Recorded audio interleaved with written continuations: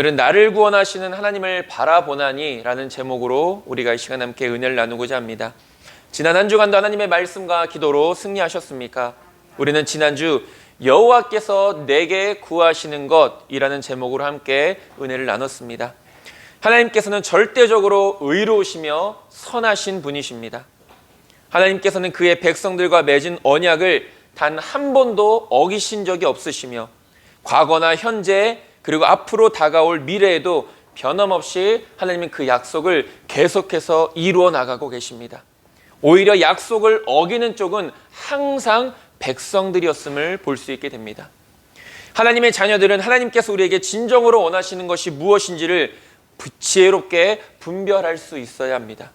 하나님께서 원하시는 것은 정의를 행하며 긍휼을 사랑하고 겸손함으로 하나님과 항상 함께하는 것입니다.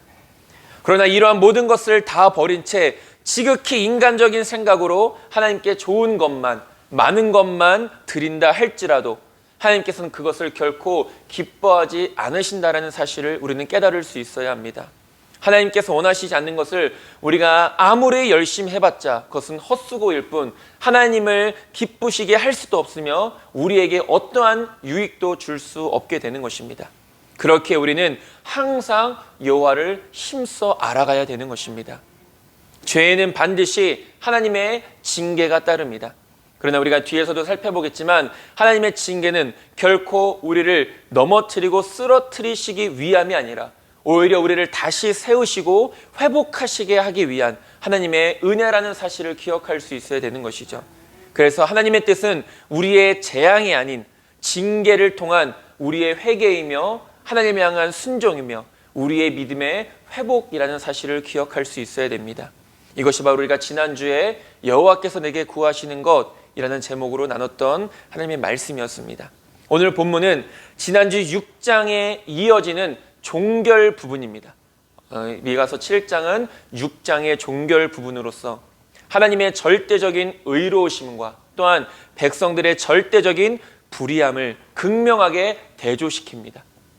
그러면서 그로 말미암은 하나님의 징계가 이제는 더 이상 백성들이 피할 수 없는 징계로 그들이 반드시 받아야 하는 것이지만 그러나 결국 그 징계를 넘어서 영원한 구원과 승리를 베풀어 주신다는 핵심적인 메시지가 오늘 본문 가운데 기록되어져 있는 것을 보게 됩니다.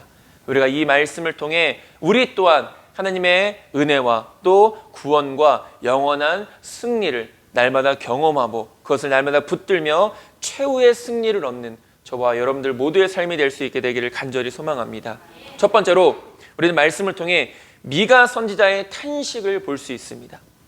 오늘 본문에서는 하나님의 심판의 선언을 들은 이 미가 선지자가 이스라엘을 대표하여서 자신들의 타락상을 보고 스스로 심판을 받을 수밖에 없는 상황에 처해 있음을 깨닫고 탄식하고 있는 내용입니다.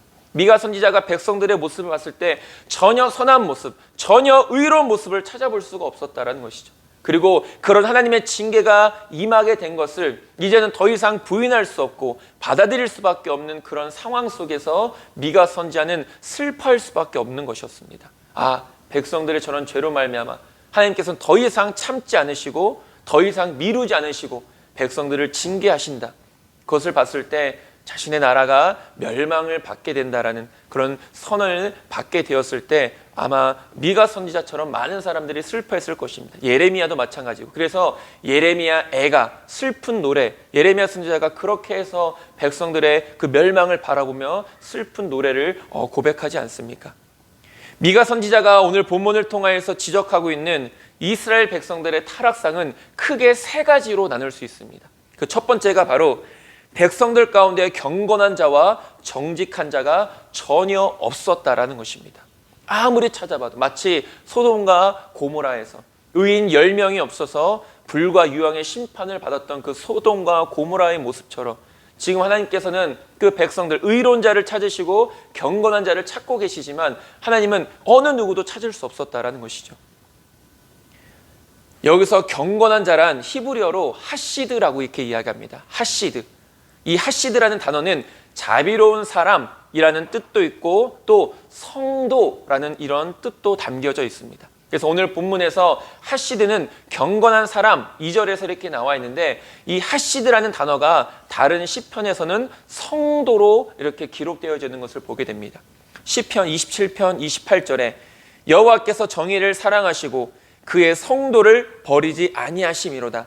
그들은 영원히 보호를 받으나 악인의 자손은 끊어지리로다 라고 말하고 있습니다. 그래서 그의 성도를 버리지 않으신다 해서 그 성도가 바로 오늘 본문의 경건한 자, 히브리어로 하시드라고 이렇게 말하고 있다는 것이죠.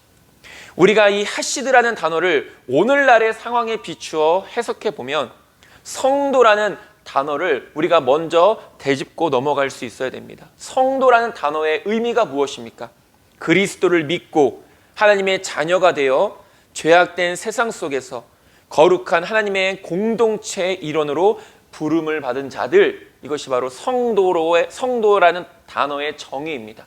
예수님의 부르심을 받아서 이 죄악된 세상 속에서 참된 하나님의 믿음의 백성들로 살아가는 것, 이것이 바로 성도라는 것이죠. 더 쉽게 말하면 구별된 자, 거룩한 자, 이것이 바로 성도의 의미라는 것입니다. 물론 이것은 우리 스스로의 거룩함으로 인해서 구별된 것이 아니라는 사실을 우리 먼저 기억해야 됩니다. 저와 여러분들이나 어느 누구보다 의롭고 정의롭고 공의로워서 우리가 거룩한 백성으로 부름받은 것이 아니라, 어쩌면 우리는 어느 누구보다도 죄인 중에 괴수이기 때문에 하나님의 은혜로 말미암아 구원을 받고 하나님의 은혜로 말미암아 의롭다 칭함을 얻은 자들이라는 것이죠. 그래서 우리는 구별된 자로서 살아갈 수 있게 되는 것입니다. 성도로서. 오늘날 많은 교회들이 있습니다. 오늘날 정말로 교회가 참 많은 것을 볼 수 있게 됩니다. 여기를 둘러봐도 저기를 둘러봐도 조금만 걸어가 봐도 교회들이 우리 눈에 보이고 있습니다. 물론 교회가 많다는 것이 부정적이라고 말하는 것은 결코 아닙니다. 그러나 교회가 많은 만큼 그에 정비례해서 성도들도 많은가 하는 것은 또 다른 문제가 되어진다는 것이죠. 교회가 많은 만큼 성도들도 많이 있는가? 교회가 많다면 그에 정비례해서 성도들 또한 많아야 한다는 것입니다. 그러나 실상은 그렇지 않다는 것이죠. 그러나 여기서 제가 말씀드리는 그 성도들이란 단순히 교회에 출석하는 사람들을 말하는 것이 결코 아닙니다. 여기서 말하는 성도란 진정으로 예수 그리스도를 믿고 거듭나서 날마다 자기를 부인하며 십자가를 지고 나아가는, 그래서 세상과 구별된 거룩한 삶을 살아가는 믿음의 사람들을 의미한다는 것입니다. 많은 교회가 있지만 그 많은 교회에 비례해서 그만큼 온전한 성도들 또한 많이 있는가? 그렇지 않은가? 우리는 이것을 살펴볼 수 있어야 된다는 것입니다. 소위 선민을 자랑으로 여겼던 이스라엘 백성들이었지만 지금 본문에서는 그 어느 누구 하나도 하나님의 거룩한 백성은 찾아볼 수 없는 것을 볼 수 있게 됩니다. 마치 오늘날 많은 교회들이 있지만 하나님께서 진정한 온전한 성도를 찾아볼 수 없는 것과 마찬가지로 이 미가 선지자가 하나님의 심판의 예언을 선포했던 이때에도 많은 이스라엘 백성들, 스스로가 선민이라 자부했던 사람들은 있었지만 하나님이 진정으로 찾으시는 온전한 경건한 자로서의 성도로서의 사람은 찾아볼 수 없었다라는 것입니다. 거룩하게 구별돼서 하나님의 제사장 나라가 되어 하나님의 나라와 영광 그리고 모든 사람들의 구원을 위하여 택함받은 그 백성들이었지만 전혀 그에 합당하게 쓰임받지 못했다라는 것이죠. 하나님이 그들을 사용하고 싶으셔도 사용하실 수가 없었던 것입니다. 왜? 그들이 거룩한 자들이 아니었기 때문에, 깨끗한 자들이 아니었기 때문입니다. 우리들 또한 우리들 스스로의 모습을 항상 돌아볼 수 있어야 합니다.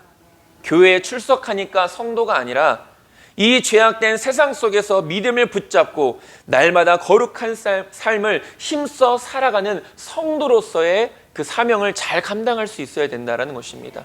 우리가 말씀에도 나와 있지 않습니까? 하나님은 믿음의 예배자를 찾으신다라고. 그 믿음의 예배자 한 사람을 찾으신다라고. 마찬가지로 하나님은 지금도 온전한 성도 한 사람을 찾고 계신 것입니다. 그리고 하나님께서는 그 온전한 성도 한 사람을 통하여서 하나님의 놀라운 뜻을 이루어 나가는 것이죠. 예전에도 말씀을 살펴봤던 것처럼 그 소수의 남은 자들을 통하여서 하나님은 지금도 하나님의 선하신 계획과 섭리를 이루어 나가고 계신다라는 것입니다. 하나님께서는 지금도 성도를 찾고 계시고 하나님께서는 지금도 경건한 자와 정직한 자를 찾고 계시다라는 것입니다. 그리고 하나님께서는 이러한 자들을 사용하셔서 하나님의 선하신 뜻을 이루어 나가시는데 저와 여러분들이 이러한 성도로서의 삶을 힘써 살아가는 자들이 되어지길 소망합니다.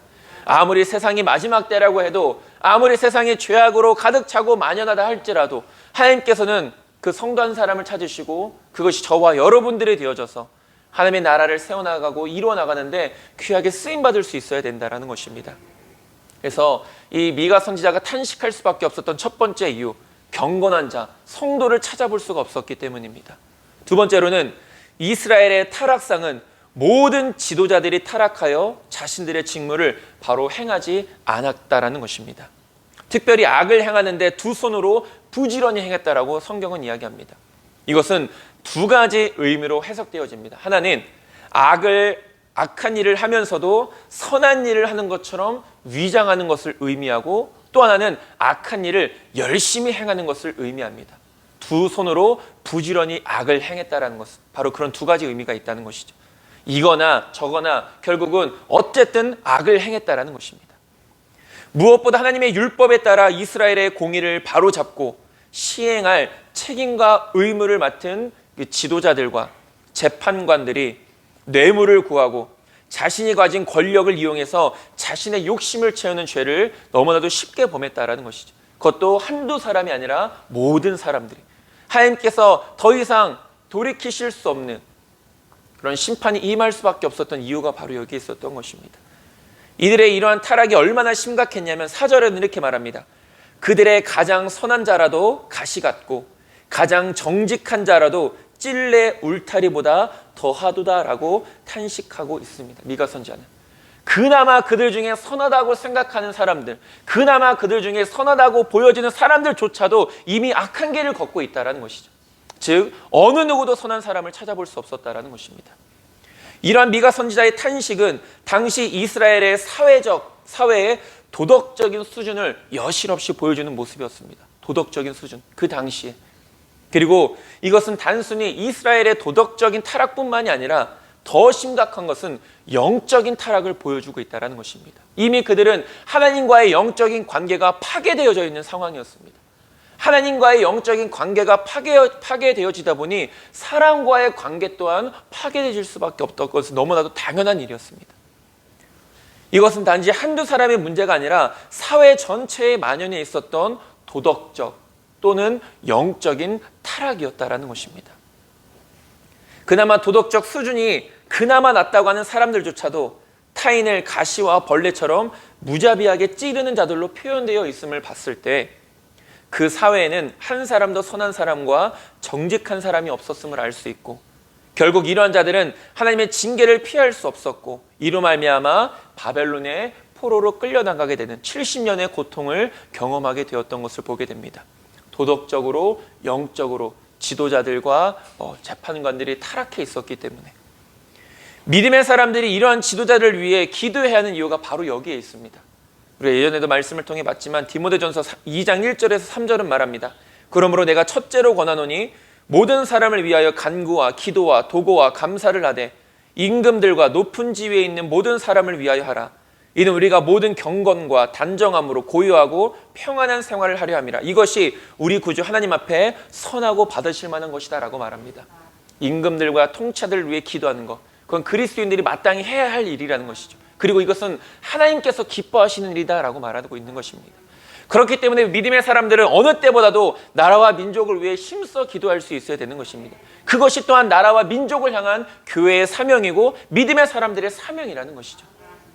이렇게 이 미가 선지자가 탄식할 수밖에 없었던 것은 이런 지도자들의 타락 때문이었다라고 성경은 이야기합니다. 세 번째로 이스라엘의 타락상은 친구, 부모, 자식 및 형제 등의 가장 기본적인 인간관계가 파괴되어진 것을 이야기하고 있습니다. 앞서 이야기했듯이 하나님과의 관계가 파괴되어져 버리니까 사람과 사람 사이의 관계도 당연히 파괴될 수밖에 없었던 것이죠.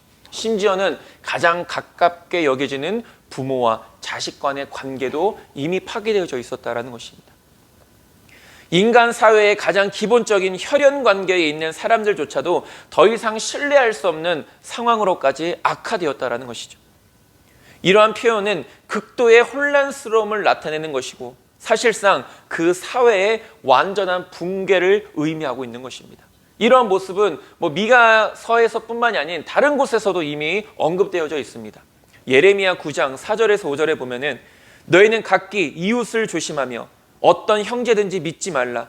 형제마다 완전히 속이며 이웃마다 다니며 비방함이라. 그들은 각기 이웃을 속이며 진실을 말하지 아니하며 그들의 혀로 거짓말하기를 가르치며 악을 행하기에 지치거늘 라고 말합니다. 얼마나 악을 행했으면 악을 행하는데도 지쳤다라고 이렇게 이야기를 하겠습니까? 그만큼 이웃과의 관계, 형제와의 관계, 친구와의 관계 모든 것들이 다 무너져 있었다는 것을 의미하는 것입니다.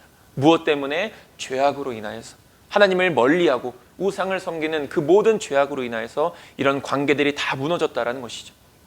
이러한 모습들은 마치 마지막 때에 나타나게 될 현상들과 아주 흡사한 것을 보게 됩니다. 디모데후서 3장 1절에서 2절은 말합니다. 너는 이것을 알라. 말세에 고통하는 때가 이르러 사람들이 자기를 사랑하며 돈을 사랑하며 자랑하며 교만하며 비방하며 부모를 거역하며 감사하지 아니하며 거룩하지 아니하며. 마지막 때가 될수록 점점 더 이런 현상들은 우리 주변에서 어쩌면 너무나도 당연스럽게 나타나게 되어진다는 것이죠. 이미 그런 모습이 우리 가운데 있지 않습니까? 우리 주변 가운데. 혹여나 이런 모습으로 내 스스로가 살아갈 수도 있다는 것이죠. 하나님보다 돈을 더 사랑하고 자만하고 교만하며 이웃을 비방하며 거룩하지 않으며. 그러면서 6절에서는 한 사회의 최소한의 단위이자 가장 핵심적인 단위인 가정에서조차 진실과 신뢰를 상실한 모습을 보여주고 있습니다. 오늘 그 본문 6절에서 이렇게 말하고 있지 않습니까? 아들이 아버지를 멸시하며 딸이 어머니를 대적하며 며느리가 시어머니를 대적하리니 사람의 원수가 곧 자기의 집안 사람이로다 라고 말하고 있습니다. 자기 집안 사람들 안에서의 그런 모습들. 이는 예수님께서도 세상 끝날이 가까워질수록 부모와 자식, 형제와 형제 간의 원수가 될 것이라는 것을 예언하셨던 것과 일맥상통하는 모습을 보게 됩니다. 이러한 여러 가지 이유들, 이런 세 가지, 크게는 세 가지, 백성들, 지도자들, 거룩한 자를 찾아볼 수 없었고 자신들의 지위를 이용해서 자신의 욕심을, 죄악을 추구하는, 그리고 전혀 사람과의 관계 속에서 전혀 하나님의 백성들답게 살아가지 못하는 이런 이스라엘 백성들의 타락상을 미가 선지자는 바라보며 탄식할 수밖에 없었다는 것입니다. 이러한 백성들의 죄로 말미암아 더 이상은 피할 수 없는 하나님의 징계가 임박하게 된 것을 바라보며 그들의 죄로 인한 하나님의 징계를 순순히 받아들일 것을 외치고 있습니다. 너희가 더 이상 하나님의 심판을 피해갈 수는 없다. 그러니까 너희들은 순순히 그것 또한 하나님의 선하신 뜻임에 순종하고 인정하며 그 징계를 받아야 한다라고 미가 선지자는 말하고 있는 것입니다. 그리고 무엇보다 회개를 선포하고 있는 것이죠. 단순히 징계를 받는 것으로 끝나는 것이 아니라 그 징계를 통하여 우리 스스로의 죄악된 모습을 깨닫고 하나님 앞에 회개함으로 다시 돌아서서 하나님의 회복의 약속을 붙들라라고 미가 선지자는 말하고 있다는 것입니다. 하나님의 징계는 단순히 징계로만 끝나는 것이 결코 아닙니다. 그렇기 때문에 하나님의 징계 가운데 우리는 좌절하거나 낙심할 필요가 없다는 것이죠. 징계 이후에 하나님은 복을 약속해 주셨습니다. 그런데 이 복은 온전한 회개를 통해 주어지는 것입니다. 하나님의 징계가 내 삶에 임했을 때는 나의 죄를 철저하게 돌아보고 회개할 수 있어야 됩니다. 그것이 바로 우리가 다시 일어서고 다시 회복할 수 있는 하나님의 은혜라는 사실입니다. 하나님께서는 우리의 죄를 깨닫게 하시기 위해 징계하시는 분이시기 때문입니다. 저와 여러분들 항상 하나님의 거룩한 백성들로서, 다시 한번 말씀드리지만 우리는 성도로서 부름을 받은 자들입니다. 이 세상 속에서 또한 구별되어진 하나님의 백성들로서, 자녀들로서 합당한 믿음의 삶을 살아가야 하는 자들인데 그 성도로서의 삶을 힘써 살아감으로 하나님 앞에 영광 올려드리며 또한 우리 주님 앞에 잘했다 칭찬받는 저와 여러분들 모두의 삶이 될 수 있게 되기를 간절히 소망합니다.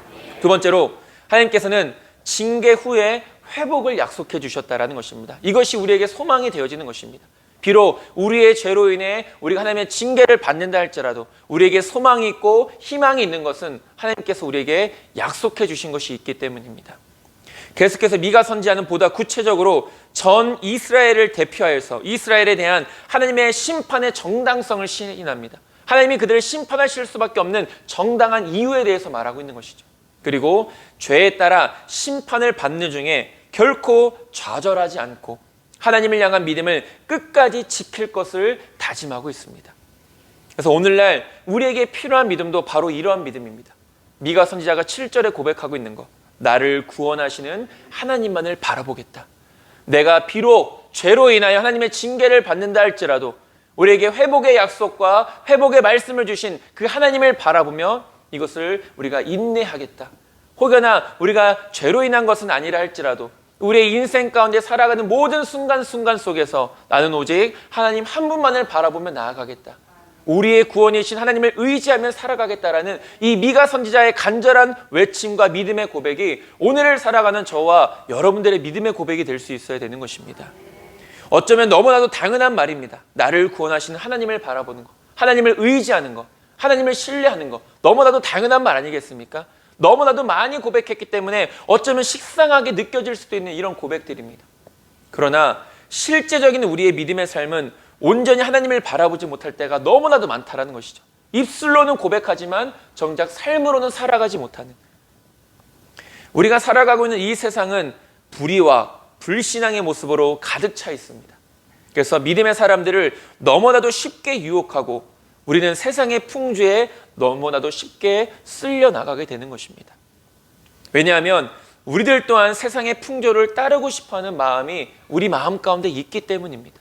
그것을 동경하고 그것을 소망하고 그것을 바라보는 마음들이 우리 마음 가운데 있기 때문에 우리는 그렇게 하지 않아야 된다는 것을 알면서도 그 길을 걷고 있다는 것이죠. 많은 사람들이 자신의 주변 사람들이 악을 행한다는 사실을 빌미 삼아서 죄의식을 희석시키고 자신의 범죄를 정당화하려고 한다는 것입니다. 모든 사람들이 다 그렇게 살아가는데 나라고 왜 그렇게 살아가지 않아야 되느냐, 이렇게 자기 스스로를 정당화시키려고 한다는 것이죠. 그러나 미가 선지자는 이런 세상 사람들의 모습에 반대의 목소리를 내고 있는 것입니다. 비록 많은 사람들이 그렇게 살아간다 할지라도 나는 오직 하나님만을 바라보겠다. 어쩌면 우리들도 악인들의 형통함을 부러워하고 있으며 또한 그러한 악인들의 길을 걷고 싶어하는 것일지도 모르겠습니다. 순간적인 욕심과 이익에 눈이 멀어서 성도로서의 경건함과 정직함을 끝내 지켜내지 못하고 유혹에 휩쓸려 죄악된 길을 걷는 것은 하나님의 자녀로서의 합당한 모습은 분명 아니라는 것이죠. 그러면서 우리는 하나님 앞에 핑계대지 않습니다. 하나님, 내가 어쩔 수 없이 그랬습니다. 지금 세상 사람들이 다 그렇게 살아가는데 내가 그렇게 살아가지 못하면 나 혼자 도태되지 않습니까? 그렇게 우리는 하나님 앞에 자꾸만 변명을 하고 핑계를 댄다는 것이죠. 아닌 것은 아는데 그렇지 못할 때가 너무나도 많다라는 것입니다. 그러나 성경은 우리에게 분명히 말하고 있지 않습니까? 악인들의 형통함을 부러워하지 말고 어떤 상황과 환경 속에서도 오직 의인의 길을 걸어가라고 성경은 우리에게 분명히 말하고 있습니다. 잠언 24장 1절은 말합니다. 너는 악인의 형통함을 부러워하지 말며 그와 함께 있으려고 하지도 말지어다. 시편 73편 17절은 말합니다. 하나님의 성소에 들어갈 때에야 그들의 종말을 내가 깨달았나이다. 시편 1편 6절은 말합니다. 무릇 의인들의 길은 여호와께서 인정하시나 악인들의 길은 망하리로다 라고 말씀하고 있습니다. 우리는 악인들의 길을 걷는 어리석은 자들이 되지 않아야 합니다. 우리는 항상 의인들의 길을 걷는 자들이 될 수 있어야 되는 것이죠. 그것이 진정 하나님께서 은혜를 주실 수 있는 자의 삶이며 복을 누릴 수 있는 자의 합당한 삶이라는 것입니다. 우리가 악인들의 길을 열심히 쫓으면서 하나님 앞에 아무리 많은 은혜를 구하고 아무리 많은 복을 구한다 할지라도 하나님은 그런 악인들의 길을 걷는 자들에게 은혜를 베푸실 수 없고 복을 허락해 주실 수 없는 선하신 분이시라는 것이죠. 세상이 어떠하든 변함이 없는 것은 우리는 오직 하나님 한 분만 바라보고 의지해야 된다는 것입니다. 세상의 유행은 나날이 변하여도 오직 변함이 없으신 하나님만이 참된 구원이시며 선하신 분이라는 사실을 우리는 날마다 확신하며 살아갈 수 있어야 되는 것입니다. 오늘 본문에 나타난 미가 선지자의 이스라엘 회복에 대한 확신과 하나님 한 분만 바라보겠다는 신앙 고백은 지금까지 살펴봤던 미가서 전체에 언급되었던 하나님은 비록 죄에 대해서는 징계하시지만 택하신 백성은 결코 포기하지 않으시며 구원하신다라는 것을 나타내고 있는 말씀인 것입니다. 물론 이것은 회개하는 자들을 통한 구원이시며 하나님이 징계하실 때 누구라도 그 죄악을 회개하면서 인내함과 순종함으로 징계를 받는다면 하나님께서는 그러한 자들의 기도를 들으시고 회복시키실 것이라는 확신을 선포하고 있다는 것입니다.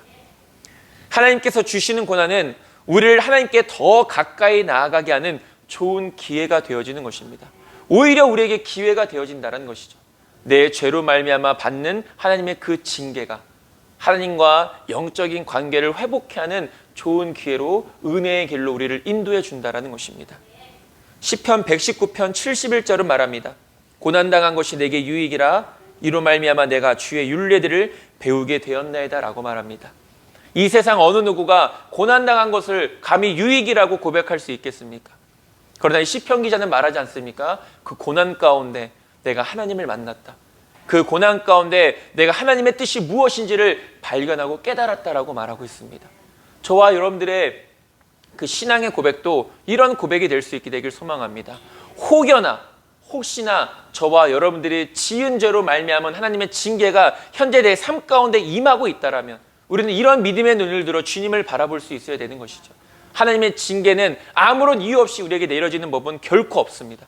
왜냐하면 하나님은 질서의 하나님이시고 선하시고 공의로우신 하나님이시기 때문입니다.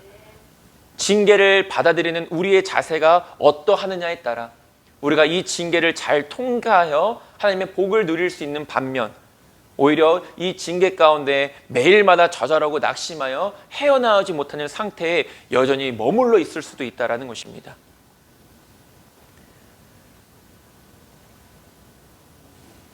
하나님께서는 그러한 자들의 기도를 들으시고 회복시켜 주실 것을 우리는 날마다 확신할 수 있어야 합니다.